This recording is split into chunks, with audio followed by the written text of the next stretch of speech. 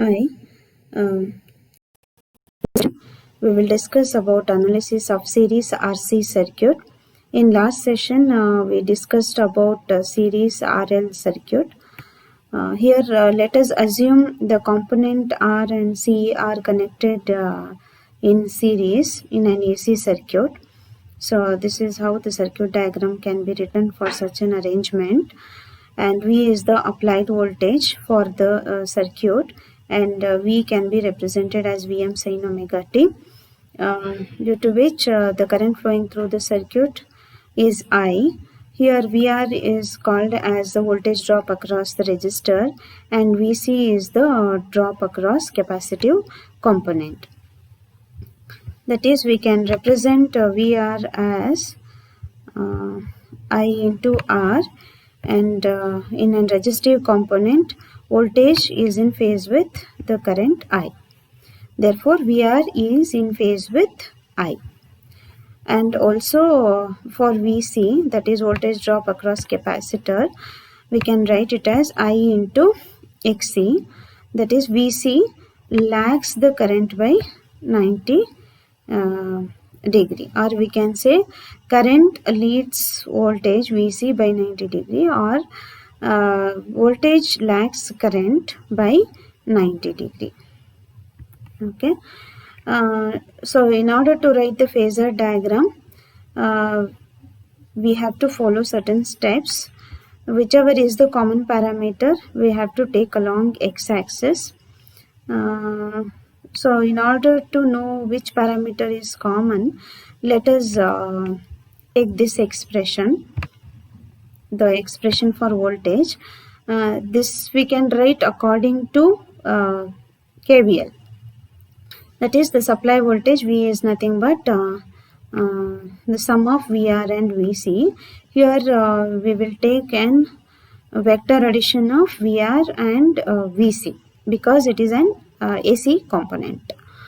So VR is I into R and VC is minus J I into XC.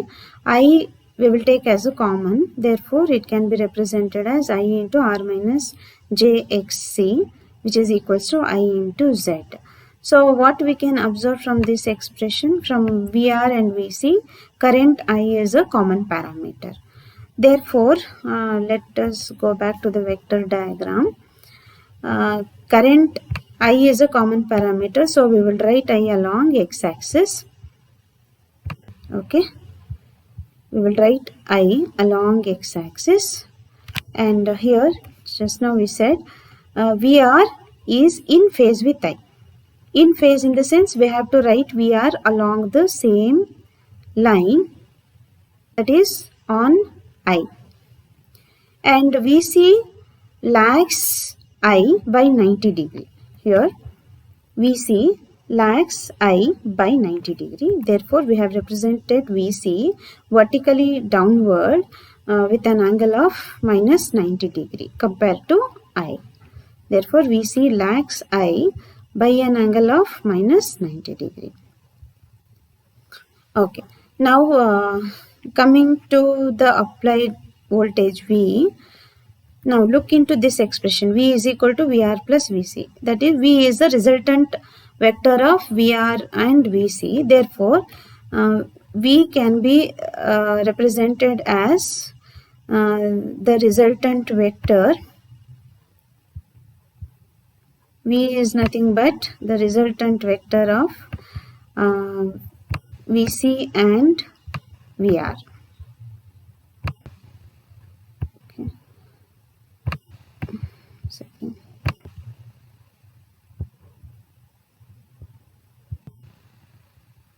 Resultant vector of VC and VR. Therefore, we have represented V diagonally here. And what we can observe, what is the relationship between this V and I? Okay, so let us see here.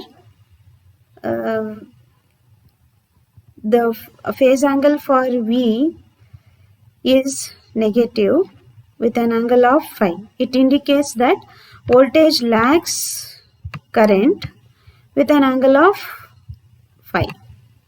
Or we can say current leads voltage with an angle of phi. Hence,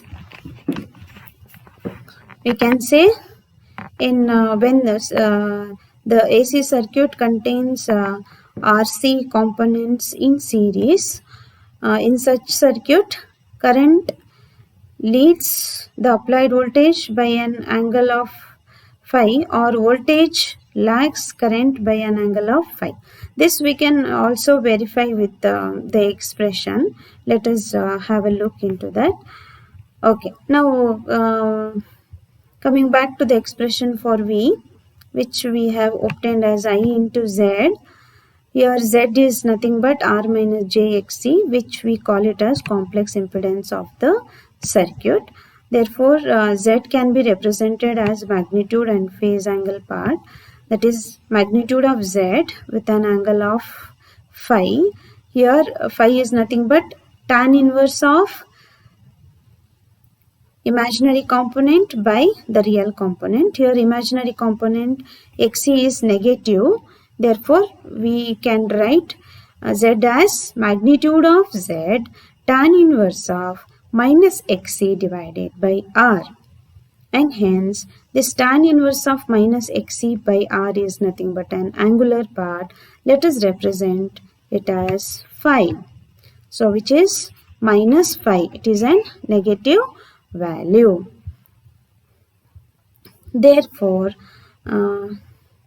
now coming back to this expression, we can write I as V divided by Z, or representing V and Z both in magnitude and phase angle form.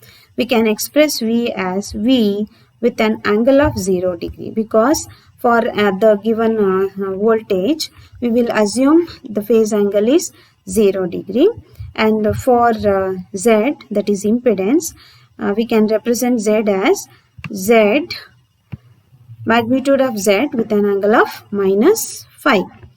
Therefore, I is equal to V with an angle of 0 divided by Z with an angle of minus phi. Now, let us take the equivalent phase angle for V and Z. So, it is 0 plus phi. When we take this phi to numerator, it becomes plus.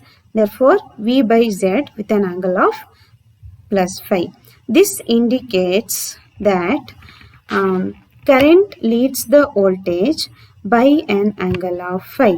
Since here the phase angle is positive for the current, we say current leads the voltage by an angle of phi. Hence, we can write the expression for current as Vm sin omega t plus phi. The same thing we have represented with this diagram. That is current I leads the voltage V with an angle of phi. Okay.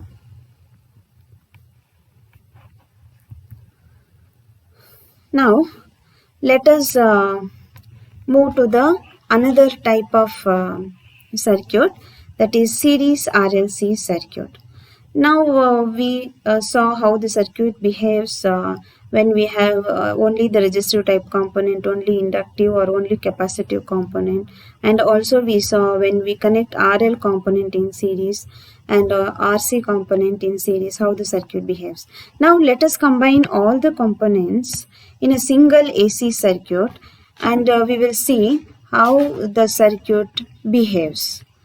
So that is assuming an AC circuit having RLC components connected in series, we can write the circuit diagram like this way. And here V is the applied voltage, and we can express V as Vm sin omega t. Let us take the voltage drop across the resistor as VR, across inductor as VL, and across capacitor as VC. So we can represent VR as I into R, and we know that this voltage VR is in phase with the current I. and VL is nothing but I into XL. This voltage leads the current by 90 degree. Okay, and finally VC can be represented as I into XC. It means this voltage lags the current by 90 degree. I repeat, for VR we write it as I into R. So this voltage drop is in phase with the current I, and VL can be written as I into XL. This voltage drop leads the current by 90 degree. Finally, VC is I into XC for the capacitive component. Current leads or voltage lags the current by 90 degree. For capacitive type component, I repeat, voltage lags the current by 90 degree, or current leads the voltage by 90 degree. So with this basics, we can represent V, the applied voltage V, as the vector addition of VR, VL and VC according to KVL. That is, with KVL, according to KVL, we can represent V as the vector addition of VR plus VL plus VC. See, because they are, it is an AC circuit, we cannot just simply take an algebraic addition. We have to take an vector addition of all the voltage drops. And we know VR is I into R, VL is J I into XL, VC is minus J I into XC. Here why we have taken minus sign is because we know that voltage lags the current by 90 degree. Therefore, we take VC as minus Ji into Xc. Now, looking into this expression, current is a common parameter. Let us take it as a common, and we can represent V as I into Z, where I is called as complex impedance of the circuit, and it is written as R plus J into XL minus XC. Or it can also be expressed in terms of magnitude and phase angle. That is, magnitude of Z can be written as square root of R square plus XL minus XC whole square, or we can also write R square plus omega L minus 1 by omega C whole square. Because XL is written as omega L, XC can be written as 1 by omega C. And also the phase angle of the impedance can be written as tan inverse of imaginary part by real part. Here imaginary part is XL minus XC, or omega L minus 1 by omega C, and real part is Z. So therefore, we can represent the magnitude and the phase angle for Z as in this way. And just looking into this circuit, since it has all the three elements, that is resistive, inductive and capacitive type, we cannot simply say that whether the current lags or leads the applied voltage. So in order to carry such analysis, we have to, or it depends on the value of omega L and omega C. That is, in order to say that whether current leads or lags the applied voltage, it depends on the relative values of omega L and omega C. Now, so we will take three different conditions, and we can say that how the circuit behavior looks like. First case, when omega L is greater than 1 by omega C, phase angle of current will be negative. That is, you just have a look into this phase angle for phi, that is Z. when omega L is greater than 1 by omega c, we will get phi as positive. Okay. But phase angle for the current will be negative because I is equal to V by Z. When phase angle for Z is positive, phase angle for current will be negative, obviously, when it goes to numerator, because I is equal to V by Z. Hence, when omega L is greater than 1 by omega C, phase angle for the current is negative. Hence, phase angle for current is negative in the sense current lags the voltage. And when current lags the voltage, we can say the circuit is inductive circuit. Second case, when omega L is less than 1 by omega c, then phase angle for the current will be positive and hence current leads the voltage and circuit behaves as capacitive circuit. And when both omega L and 1 by omega c are equal, it means there is no phase difference and hence current and voltages are in phase, and when they are in phase, the circuit is resistive type circuit. So we can represent the phasor diagram for these three cases. For the first case, that is omega L greater than 1 by omega c or XL greater than XC, the circuit is inductive type. In inductive type circuit, what happens? Current lags the voltage or voltage leads the current. So that is this voltage V leads the current by an angle phi.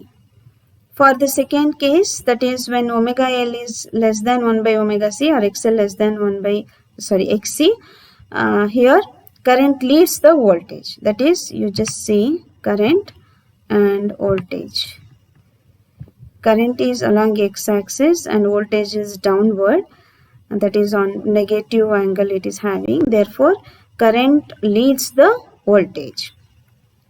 And for the third case, there is no phase difference. Voltage and current can be represented along the x-axis.